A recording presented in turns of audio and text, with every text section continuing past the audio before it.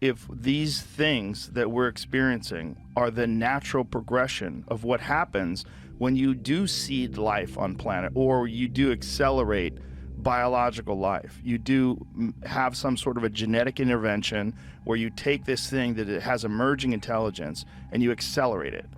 And that thing will in turn, with all of its desire for innovation and creativity, and also all of its desire to control resources and have power and have influence, that it will eventually lead to the creation of what we're seeing.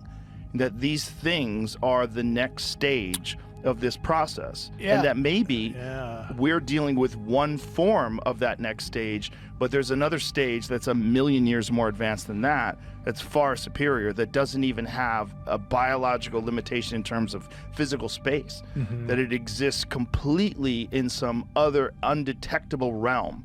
That is no longer thinks about biological limitations of life and death and communication. It exists completely in some other space. That's what these things are. And then I always wonder, when there's a crash or when there's a body or when there's a this and that, like, and people saying, well, why, if they're so advanced, why are they crashing? Well, hold on. What version are we looking at? We're not saying there's one thing that's visiting us. If there's one thing that's visiting us and we know where this one thing is, we could say, oh, well, that thing, it deals with a completely different solar system that's not as vulnerable. It doesn't have asteroid clouds. It doesn't have all these different things where it's like, it doesn't have a planet that has super volcanoes. Maybe life evolved in a more stable environment and it allowed it to get to a far greater technological level, but not the ultimate. Yeah, we might be testing the extent of their adaptability. And like I said, are they crashing by accident? Right. Mission failure? Or on purpose? Right. Well, just think about communication.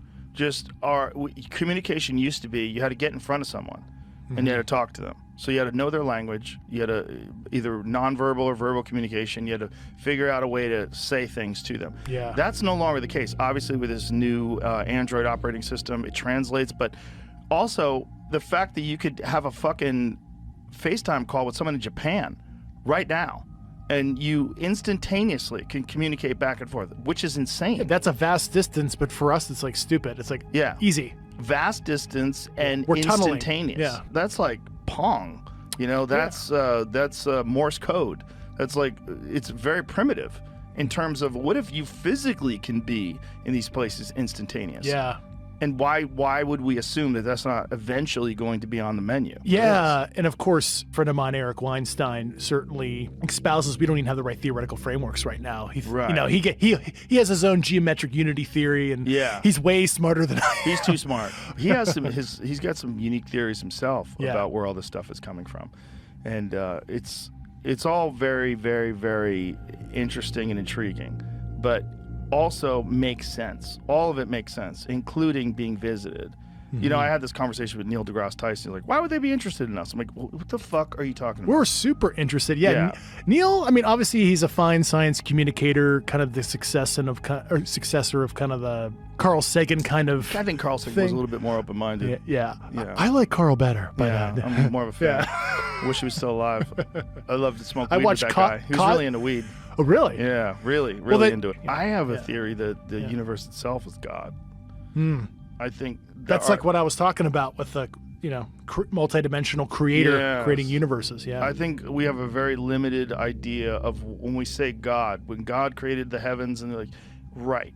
But what are we saying? I think it's the universe itself. I think it's one thing, and that this one thing, it seeks to create these things that continually push the envelope and may be gods themselves eventually. I think if you extrapolate from our ability versus the ability of an amoeba, and you continue to move that along, what does that do? Well, it's going to be able to create universes. There's already been like theoretical papers that have been written about the creation of other things like black holes, other things like a universe. So what is involved in the creation of a universe? What is involved in the Big Bang? Can that be replicated? Well, not now, but if AI becomes sentient and AI eventually makes far greater versions of itself, if it keeps doing that, like what are the limits of its potential? Like, Literally creates a simulated environment that's indiscernible. You can't tell the difference between that and regular life. Well, maybe because there is no difference. Maybe that is what, I mean, that's the theory of simulation theory. Yeah, simulation theory, familiar. And that is a possibility because the universe seems like a little too perfect. It's a little strange, very created to me. So just like we're in the Goldilocks zone, right? Perfect temperature, like it's just how about the Big Bang itself? Like what happened? Something smaller than the head of a pin, for no known reason, becomes everything. Yeah. Okay. And what's the universe expanding into? Right. It's like a quantum foam or whatever the heck the latest theory is that's like beyond me. And then it perhaps just retracts back down to that infinitely small thing and then expands again, and that this is an endless cycle, and that we're just so limited because of our biological limitations, or our life and death is such a small little tiny blip. It's so minuscule in terms of just the overall known life of the universe. And then you have the James Webb telescope that's, there's people that question the actual length of time that occurred between the Big Bang and now, that maybe it might be far longer. And there's people like Brian Keating that say that's not correct. It's just a lack of understanding of what we understand currently about the creation of galaxies. And that these because I mean, obviously the length of the age of the universe keeps on getting older and older, and a lot of that's because of the Doppler shift, right? The red shift. As the galaxies are accelerating away, we can calculate what their origin point probably was and how long it took for them to speed up like that, right? So, and only based on our current understanding. Yes. Which is obviously at least fairly limited in terms of what its potential is. Well, like we still don't quite understand the origin of the moon. The moon is at the right location that causes solar and lunar eclipses. It's like the right apparent size to block out the sun. It's like super weird. Same thing with like Mars. We're not sure like what happened there, where Mars, had some probable life on it. Either a protoplanet hit it or there was some kind of impact that vaporized stuff, and like who knows? So, who knows? Yeah. And this is just this little tiny neighborhood that we're looking at. It's like we are in our backyard looking for evidence of like life in Africa. Like, you're not going to figure it out here. We're just looking at it such a small scale in terms of what we could potentially discover or potentially observe.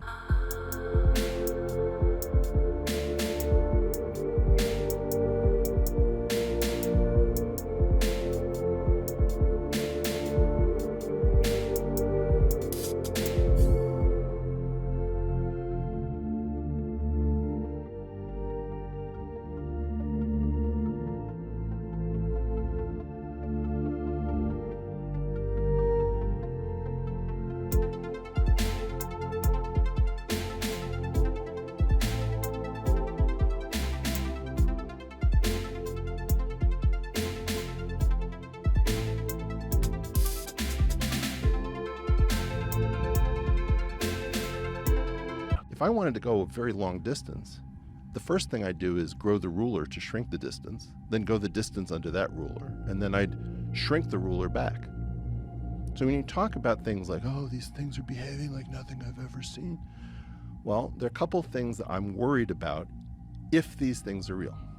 One is, does somebody else know how to grow rulers and shrink rulers and grow watches and shrink watches, speed them up, slow them down, in order to get in control of the thing that we thought was space-time? The next issue is, are there multiple temporal dimensions? So Eric, your friend who's had too much coffee, believes that there are either 6 or 4 extra temporal dimensions, and whatever isn't temporal is spatial. So it's either 4 plus 6 or 6 plus 4 extra dimensions split between time and space. If that's true, try to imagine extra-dimensional engineers who have full access to something where there's no arrow of time. The only time there's an arrow of time is if time is one-dimensional. If time is two-dimensional, you have a whirlpool of time, which is either clockwise or counterclockwise. If it's three-dimensional, you have a right-hand rule of time. and there's a left-hand rule of time. These are called orientations. My belief is that we may be looking at something that has access to either 4 or 6 additional dimensions. And again, I'm reading this off of a page of equations and notes. And so you know what they mean in physical reality. In other words, if this thing on the page is true, holy shit. On the other hand, if it's just some geometry, then you don't worry about it. You say, okay, well, extra dimensions, I can think in 17 or 3 or what, it doesn't matter. It's not that hard to think in higher dimensions spatially for people who do what I do. Almost none of us can think in multiple temporal dimensions. There's one guy in Los Angeles at USC called Yitzhak Bars, a Turkish Jew, who keeps talking about two-time physics. And I've spoken to him. But multiple temporal dimensions would be a decisive game changer in terms of changing everything that we know about the world. And what would be the technology that someone could use to access that? Because that's the big thing. I know. You think about it. You and I are both old enough to remember cassette tapes and vinyl albums. Mm-hmm. On a cassette tape, you've played your favorite album all the way through, like Dark Side of the Moon, and you want to play it again. You have to rewind through every song you just played, and you hear, right? But that doesn't happen on an album. Towards the end of the turntable time, the stylus would pick up, and it would skip over all the stuff that you didn't want to hear again, and it would go back to some track that you did. Imagine you could do that with time. You didn't have to go back through time to go back in time. Do I even know what I mean? Not really. I'm sort of at the edge of where I can actually say things. But you see, all of physics proceeds from the assumption that time is one-dimensional. We have this thing called deterministic propagation. So if you take quantum mechanics, there are really 2 rules. One is completely deterministic with no probability theory. You've got a system, you know its initial conditions, and you say, if I know the laws of physics, I should be able to figure out where this is. I take this lighter and I throw it up and I catch it, and it described a parabola. Okay, initial condition, propagation, I measure it. It's completely determined by the point of release. In quantum mechanics, you have the second thing called quantum measurement. And that is this weird probabilistic thing that nobody understands. Everybody says, if you think you understand the quantum, you don't understand it, it's mind-blowing, blah, blah, blah. But the first part of it is where we're trying to fit gravity, and when we quantize it. I don't think gravity goes in that slot. I think that what you do is you don't quantize gravity, you harmonize gravity. Gravity is the observer.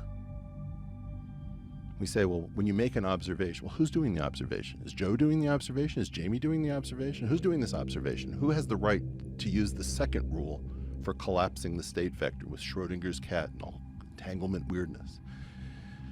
Well, I think it's gravity. I think that part of the story is that gravity is the observer through something called a pullback operation. And when you realize that you don't naively quantize gravity the way you quantize everything else. In fact, gravity is the only field living on the successor to space-time, if I'm correct. There are 2 spaces called X and Y. All the cool stuff in here, the electrons, the quarks that make up everything that you and I are, is living on Y, except for the metric, the rulers and the protractors, which lives on X, which is how you keep gravity separate. And the unification is the unification of these 2 things in a structure called a bundle. Now, people will go over this, and I'm sure professors will say, well, this is what Eric was saying. Well, he's full of... No, he's actually making a point. This story about space-time engineering, where you don't use the Einstein field equations because you're using the successor theory rather than... In the Einstein theory, the entire planet was pulling on you when you needed to go pee. And your legs, you're obviously buff, you're fit, you just pulled against an entire planet to get out of your chair. And you won. That's how weak gravity is. That's how space and time is barely bent by all of Earth. Now, you're going to tell me about an Alcubierre warp drive where, okay, no, here's what's going on. The ship is inside of this little bubble of warping. No, it isn't. If somebody's space-time engineering and they can get here from very far away, they're not using general relativity in the standard model, my friends. They're using a successor theory, and we have become these. We are not going to look at successor theories because we've all learned the lesson that everybody who tries to bet against the standard model loses.